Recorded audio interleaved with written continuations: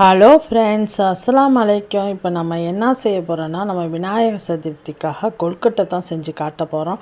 வாங்க வீடியோக்குள்ளே போகலாம். வீடியோவை ஸ்கிப் பண்ணாமல் பாருங்கள். என் ஃப்ரெண்டு ஒருத்தவங்க கேட்டிருந்தாங்க, இந்த மாதிரி செஞ்சால் ரொம்ப சாஃப்டாக, பல மணி நேரம் ஆனாலும் ரொம்ப சாஃப்டாக இருக்கும்.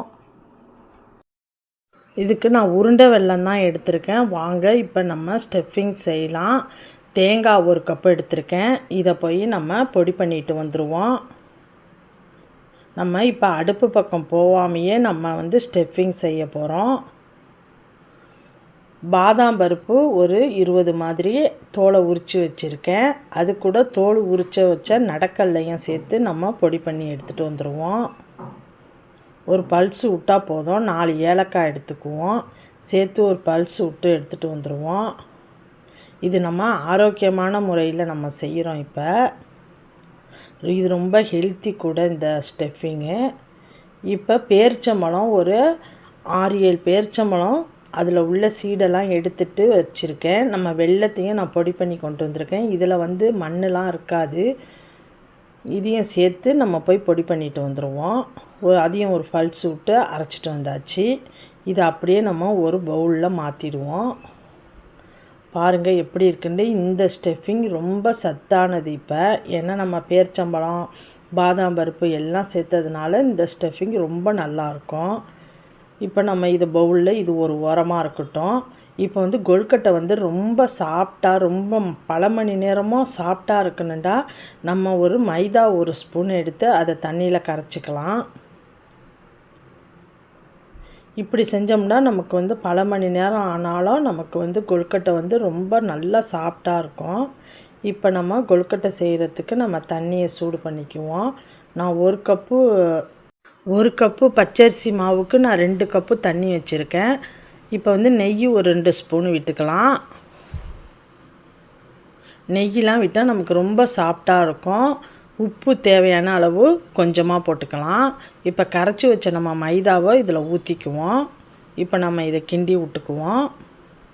தண்ணி நல்லா சூடு வந்துருச்சு. இந்த டயத்தில் நம்ம அடுப்பை அமர்த்திடுவோம். அமுத்திட்டு இதை நல்லா கிண்டி விடுங்க.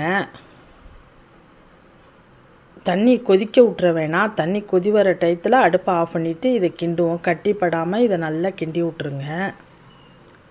இதை நல்லா கிண்டி விட்டுக்கிட்டே இருங்க. கட்டிப்படாத அளவுக்கு கை போட்டு கிண்ட முடியாது. அந்த மாதிரி நம்ம இந்த மாதிரி கரண்டியால் தான் கிண்டணும்.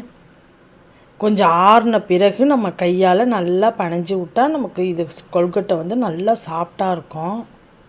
இந்த டிப்ஸ் எல்லாம் நீங்கள் பயன்படுத்திக்கலாம் கொழுக்கட்டை செய்யும் போது.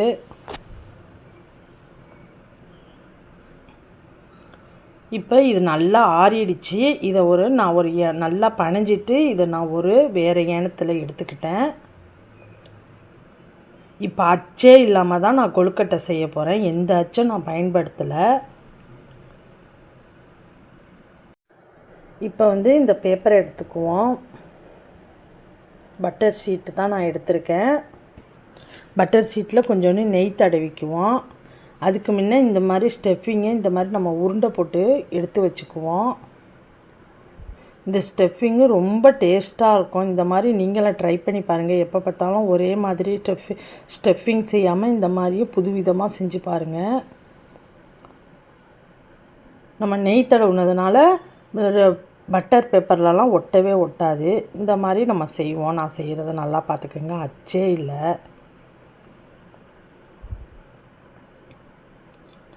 இப்போ இதை சமமாக வச்சு மடக்கிக்குங்க.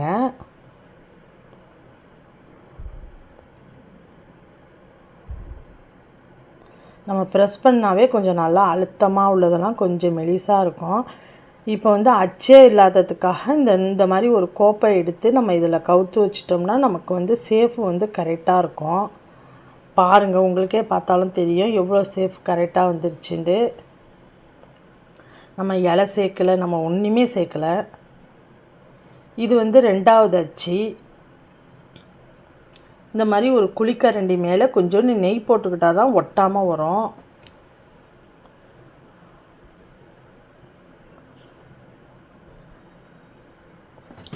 இது மேலே ஸ்டஃபிங் வச்சு நம்ம அழகாக பிள்ளையார் மாதிரி நம்ம பிடிச்சிடலாம்.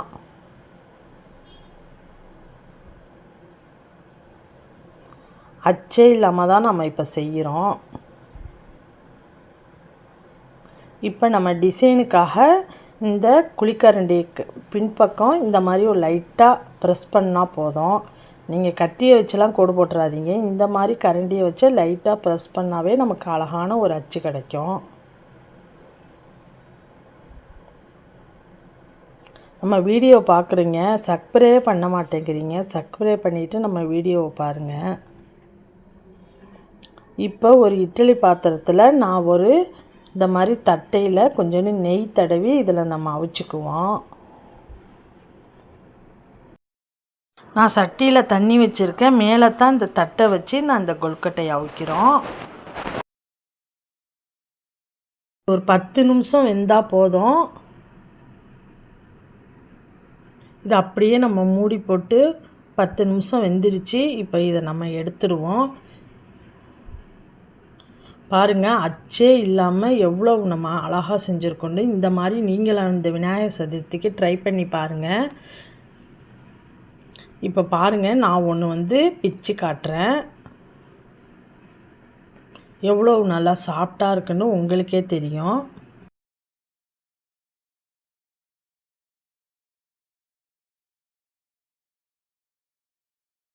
பாருங்கள் எவ்வளோ சாஃப்டாக இருக்குது. நானே 2 மணி நேரம் கழித்து தான் இதை நான் பிச்சு பார்த்தேன். இந்த விநாயகர் சதுர்த்திக்கு இந்த மாதிரி ட்ரை பண்ணி பாருங்கள். எல்லாருக்கும் விநாயகர் சதுர்த்தி நல்வாழ்த்துக்கள். இந்த வீடியோ பிடிச்சிருந்தால் லைக் பண்ணுங்கள், ஷேர் பண்ணுங்கள், கமெண்ட் பண்ணுங்கள். முக்கியமாக சப்ஸ்கிரைப் பண்ணிக்கோங்க.